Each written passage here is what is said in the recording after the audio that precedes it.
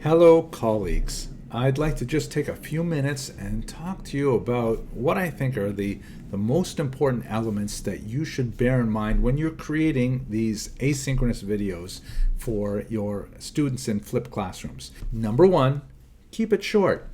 You don't have to record a 90-minute lecture. That's pretty killer. I know when students, when they go online and say, oh my gosh, I have to watch a 90-minute lecture.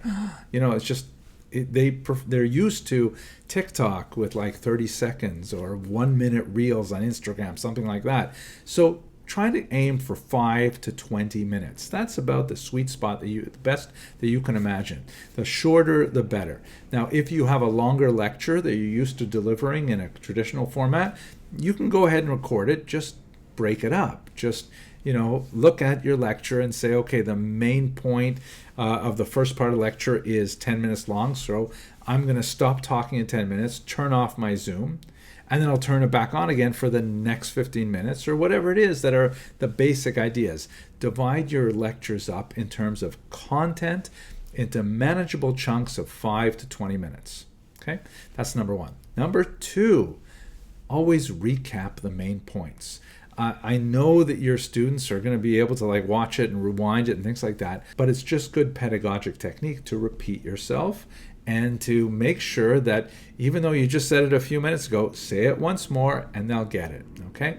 This is also important for asynchronous use because don't forget, a lot of your students are going to be involved in CPA, continuous partial attention. They'll be listening to you while they wash the dishes or while they're working out or who knows whatever else they're doing. So you want to repeat things, especially for that. Also remember that a lot of your students will watch you on 2x speed. And so repeating yourself really gets the message across. Okay, great. Number three, here we get technical. Optimize the audio. Listen carefully to your own recordings. Do they sound like tinny? Do they sound like you're inside a bucket? Are they pleasant to listen to? Is the volume adequate? So with a relatively new computer, you should get fairly good microphone activity, and you should be able to record just on the equipment you have. But especially if your computer is a little older, or maybe you're in a space that's not too quiet, or there's background noise and things like that, you might want to invest in an external microphone. They're not very expensive. You can have small ones that attach to your screen or ones that stand upright. Send me a purchase request or a proposal. If we have budget for it, I'll try to get one for you so you can use it. So try and make the audio really strong. Don't forget, it's often said that good audio is more important even than good video. But we'll come back to video in a second. Number four, position your camera. This is one of those things that I see so often when people use laptops. They just put it right on the table in front of them like they would normally work, but the thing is that positions the camera so low so the people watching it, you've all seen this, right? People participating feel like you're literally looking down on them, because you're looking down to the camera. Try to place the camera lens at just about eye level. That's really important so students feel like you're actually talking to them. And here's even another really bizarre mistake that you see occasionally. People who have two screens will put the camera on screen A, but they will put their slideshows or whatever else they need on screen B. And so for the entirety of the lecture, they're facing the other way. That's weird, right? Don't do that. So make sure you position your camera in the right place and look at yourself directly. Okay, that's number four. Number five, light yourself well. So I personally find that for most parts of the day, natural sunlight works well for me, and I have a few places where I have a window behind my screen so it lights me fairly evenly, but can't always do that if you're recording at night, for example, or you don't have a good window, or there's too much sunlight and you're overexposed. So I'm going to also include in the Canvas shell a few videos on good lighting, But the basics for now is you might want to consider getting a ring light. That's like really popular with YouTubers and Instagrammers and things like that. They work great unless you wear glasses, in which case they leave these kind of like round holes on your glasses and it's hard to really place them well. You can spend a lot of money on equipment like umbrellas and things like that for diffuse lighting, but I'm going to try and give you a few resources on how to create fairly even bright lighting with your basic lamps that you have at home. So take a look on the canvas for a few suggestions about that, but be sensitive to it as you're making these videos. Wow, okay, number 6.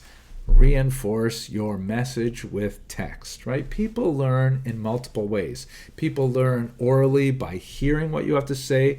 They learn visually by seeing your face. They also learn by reading. There's a few other things and other ways they learn too, especially in the school of hard knocks. But it's really important that you put some text up on the screen.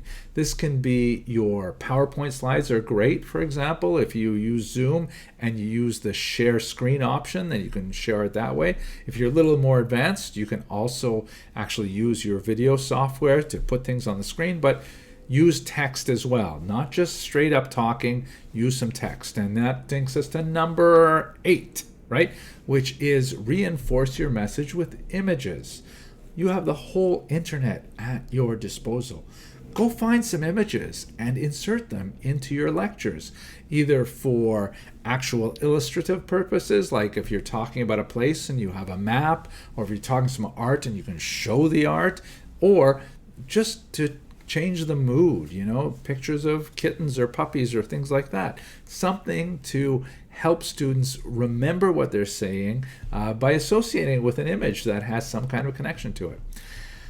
Number 8, or that was 8, that was 7. That was 7, right? Okay, now we're going on to 8. Number 8 is, don't worry if you make mistakes. You don't have to be perfect. No, I just made that one up, but it's a good one. If occasionally you make a mistake, it's no big deal. In a real lecture, in a classroom, you would make tons of mistakes, little ums and pauses and things like that, but we would just gloss over them because that's normal speech. So video has become very close to normal speech in many ways. Don't worry to make mistakes. You don't have to be perfect.